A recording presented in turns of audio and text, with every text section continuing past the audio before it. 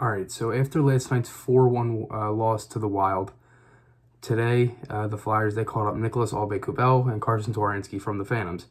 Last night, they lost Scott Laughton and Tyler Pitlick to injury. And so now they have 5 forwards out, and it just makes you wonder. I mean, like, is there any way a trade could happen? I mean, you don't know. Some people were like, oh, well, they don't really make trade. Well, it's a different GM now. I mean, it's not like it's Ron Hextall where he was so hesitant to make trades. Now it's Chuck Fletcher, and if he realizes that his team needs a trade, he'll make one. So they basically played last night's game with 10 forwards, and losing Laughton and Pitlick I believe Laughton was in the beginning of the second period. He didn't play. And Pitlick, I believe he was in the later parts of the first into the second. And then he didn't come back as well. I don't know what is actually wrong with them. I haven't heard any updates about the injury itself, but again, now they have five forwards out with injury. Patrick, Konechny, Lindblom, Laughton, and Pitlick.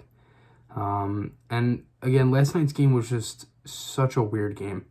To me, it was like some parts of the game I was mad about. The poor defensive plays, the turnovers, the power play.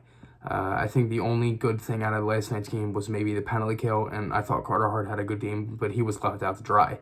The second Wild goal, Eric Staal was wide open in front.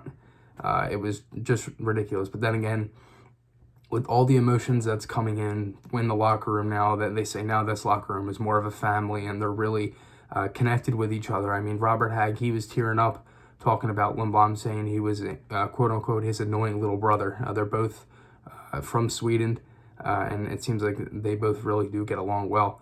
And again, there was just some guys in last night's game that like you wouldn't expect to come out and try to get a goal in the late stages of the game. I mean, they had Stewart and Vorobiev out there in the last couple minutes of the game to try to get a goal as they were down 3-1.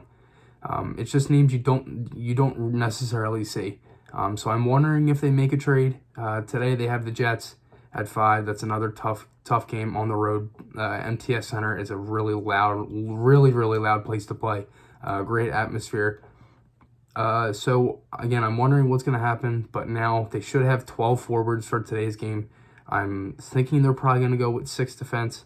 I don't know if they're going to maybe scratch Stewart or something. Who knows? But if I'm them, I would just go 12 forward, 6 defensemen, and try to get 2 points tonight in Winnipeg.